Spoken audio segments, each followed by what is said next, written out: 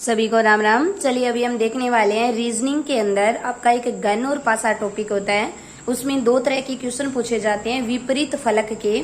तो आप देखिए कैसे निकाल सकते हो। मैंने पहला क्वेश्चन जो लिखा है उसमें दो डायग्राम दिए, पूरा एक घन दिया है, उसको दो भागों में बांट दिया मैंने। आप जानते हो कि एक घन के अंदर 6 फलकें होती है, ठीक है, यानी 1 से लेकर 6 तक गिनती होती है एक घन के अंदर।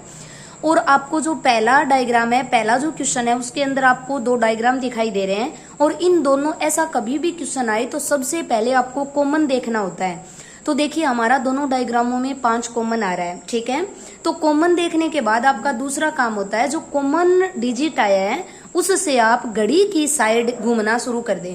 तो 5 के बाद पहले में आ रहा है 2 और 2 के बाद आ रहा है 3, यानी क्लॉकवाइज घूमना है। 5 के बाद 6, 6 के बाद 1। क्लियर। तो आपको एक सीरीज बना लेनी है 5 2 3, पहले चित्र में, दूसरे में 5 6 और 1।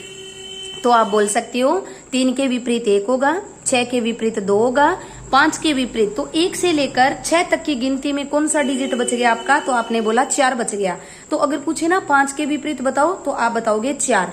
2 के पूछे 6 या 6 के पूछे 2, ट्यूशन वाले ने पूछा है 6 के विपरीत फलक, तो आपका उत्तर हो जाएगा 2। 3 के पूछे तो 1 हो जाएगा, ठीक है। अब चलिए क्वेश्चन नंबर 2। मैंने 2 के अंदर फिर 2 डायग्राम बनाए हैं, लेकिन दोनों डायग्राम के अंदर आपको ये डैश डैश वाले दिखाई दे रहे हैं। तो कुछ डायग्राम आपको ऐसे देगा जिसके अंदर 4 फलकें, यानी 2 फलकें कॉमन होगी और दोनों डायग्रामों में 4 डिजिट जो होंगे वो कॉमन हो जाएंगे। तो देखिए 2 2 कॉमन है, 5 5 कॉमन है दोनों चित्रों में। तो आपका बच गया सिर्फ 1 और कितना बच गया? 4। तो आपसे पूछा है 1 के विपरीत फलक बताओ, तो आपका आंसर हो जाएगा 1 के विपरीत होगा 4। क्लियर। तो इस प्रकार कोई भी आप विपरीत फलक 1 सेकंड में ज्ञात कर सकते हो। अगर मेरी क्लास अच्छी लगे सब्सक्राइब करना